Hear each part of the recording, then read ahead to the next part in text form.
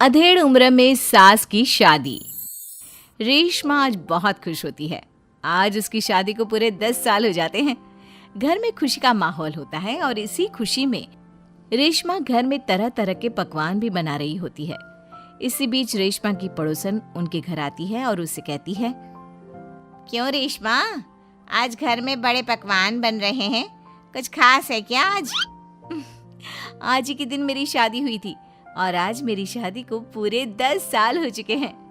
अच्छा, शादी से याद आया रेशमा, क्या तुझे पता है हमारे पास वाले ही एक गांव में 70 साल की एक बुढ़िया औरत अपनी दूसरी शादी रचा रही है।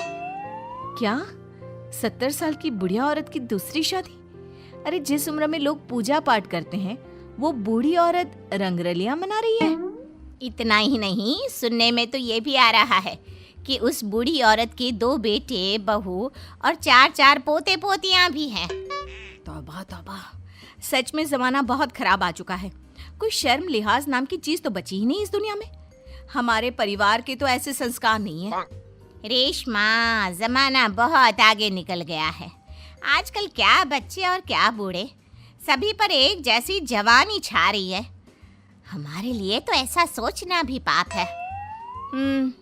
वैसे कब है उस बूढ़ी औरत की शादी? आपको कोई जानकारी है क्या? मुझे क्या, पूरे गांव वालों को पता है इस शादी के बारे में।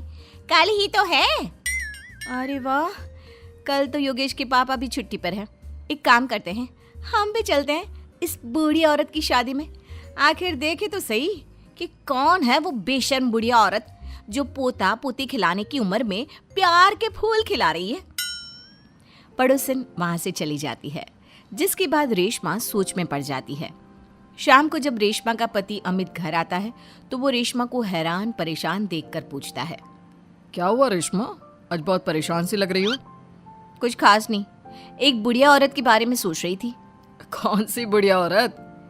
रेशमा अमित की ओर देखती है और उसे बताते हुए कहती है, हमारे पास वाले गांव में ही एक बूढ़ी औरत है जो अपनी उम्र के आखिरी पड़ाव में अब लव अफेयर कर रही है और कल उसकी शादी भी है।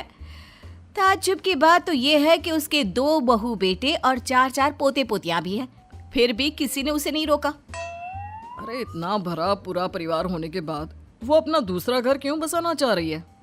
पता नहीं जी, मैं सोच रही थी कल आपकी भी छुट्टी है तो क्यों ना हम भी शादी देखने चले। सुनने में आ रहा है कि कल पूरा गांव जा रहा है उसकी शादी देखने के लिए।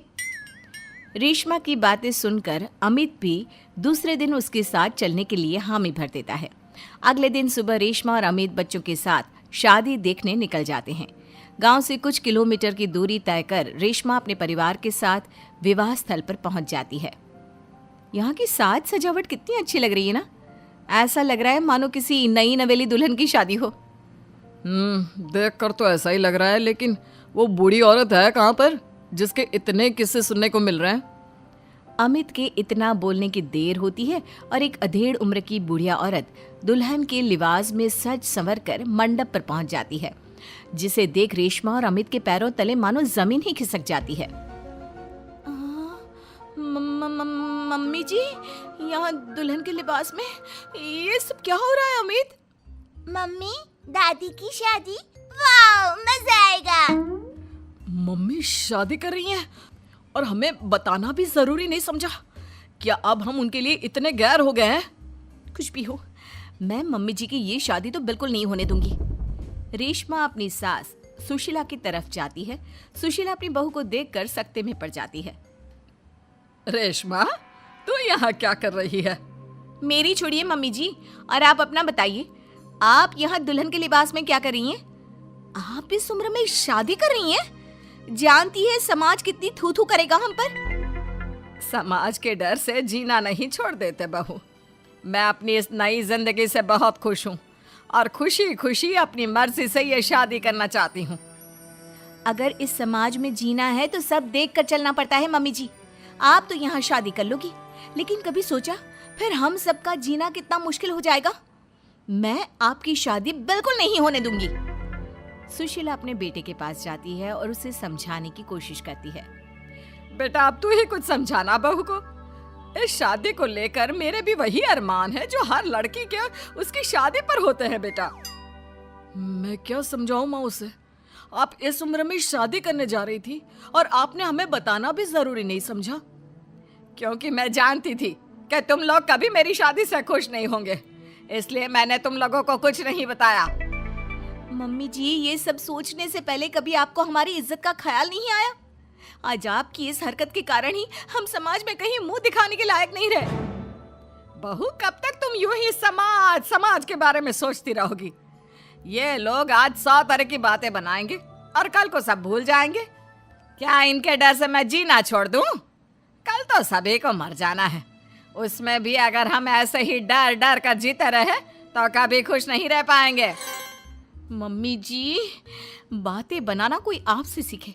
जिस उम्र में आपको पूजा पाठ करनी चाहिए, अपने पोते को गोद में खिलाना चाहिए, उस उम्र में आप फिर से अपना घर बसाने के सपने देख रही हो। यकीन नहीं होता मम्मी, आप इतनी स्वार्थी कैसे हो सकती हो? स्वार्थी? बहू, मैंने अपना पूरा जीवन बाकी सबकी खुशियों के लिए बिता दिया। अमित के पिताजी की मौत के बाद जब मेरे पास दूसरा घर बसाने का मौका था, तब भी मैंने अपने बारे में नहीं सोचा, अपने बच्चों के बारे में सोचा। और आज तुम मुझे स्वार्थी बोल रही हो? क्या एक बूढ़ी औरत के पास दिल नहीं होता? हमें प्यार करने का अधिकार नहीं होता? सुशीला की बातों ने सभी को सोच विचार करने पर मजबूर कर दिया। किंतु रेशमा, हर किसी को अपना जीवन जीने का अधिकार होता है मम्मी जी, लेकिन आपके साथ 3 और जिंदगियां भी जुड़ी हुई है। हम आपके कारण बदनामी का घूंट नहीं पी सकते मम्मी जी। आज तुम दोनों को अचानक मेरी और इस समाज की इतनी परवाह क्यों हो रही है? यह बदनामी और समाज के तानों का डर तब तुम लोगों के जहन में क्यों नहीं आया, जब 2 बेटों और बहुओं के होते हुए भी मुझे अकेले उस एक कमरे में रखकर घूंट घूंट कर जीवन यापन करना पड़ रहा था? तब तुम लोगों को याद नहीं आया मुझसे कितनी जिंदगियां जुड़ी हुई हैं? सुशीला की बातें सुनकर रेशमा और अमित अपना सिर झुका लेते हैं। उन्हें अपने से हुई गलती का एहसास हो जाता है, लेकिन अब भी कहीं ना कहीं उनके दिमाग में लोग क्या कहेंगे ही चल रहा था, जिसके डर से वे खामोश होकर खड़े रहते हैं। तभी सुशीला जी आगे कहती हैं, ठीक है, अगर तुम लोग नहीं चाहते कि मैं फिर से विवाह करूं और अपने नए जीवन की शुरुआत करूं, तो मैं ये शादी नहीं करूंगी और साथ ही ये घर छोड़कर भी चली जाऊंगी। फिर ना तुम लोगों की कोई बदनामी होगी और ना ही कोई तुम्हें आकर ताने मारेगा। सुशीला की बातें सुनकर रेशमा और अमित दोनों सोच में पड़ जाते हैं। कुछ देर सोचने के बाद रेशमा कहती है, नहीं मम्मी जी, आप घर छोड़कर मत जाइए। आप सच कह रही हैं। अगर हम ऐसे ही समाज की परवाह करते रहे तो हम कभी खुशी खुशी नहीं जी पाएंगे। हाँ माँ, और आज बचपन से तेरे हर निवाले और प्यार का कर्ज मैं चुकाऊंगा। आज यहाँ से मेरी माँ की डोली उठेगी। बजाओ शहनाई, आज मेरी माँ की शादी है। फिर क्या, अपने बहू बेटों की रजामंदी के साथ सुशीला खुशी खुशी 7 फेरे लेकर नई नवेली दुल्हन बन जाती है और सब शादी की खुशियों में मगन हो जाते हैं। मोबाइल में बजा एक ट्यून, फ्री फायर आया जैसे जुनून। कैरेक्टर सब एक से बढ़कर, कोई है फाइटर, कोई है लड़कर। गोया का सपना सबका प्यारा, हर गेम में है जोश हमारा। ब्लू वॉल, गन और ग्रेनेड, साथ चले हम सब बने ब्रिगेड। मैप पे उतरे जैसे हीरो, कभी बने मिस्टर। ब्लू वॉल बनाई ढाल हमारी, बचाए हमको सारी बारी। बैटल ग्राउंड में जोश बढ़े, हर खिलाड़ी दिल से लड़े। बुश में छुपना, एमो उठाना, बेस्ट गन से फायर चलाना। गोया की हो जब आहट आई, खुशियों की चल पड़ी रेलगाड़ी। हेलमेट, वेस्ट और मेडिक किट, सब चीजें हो तो बढ़े।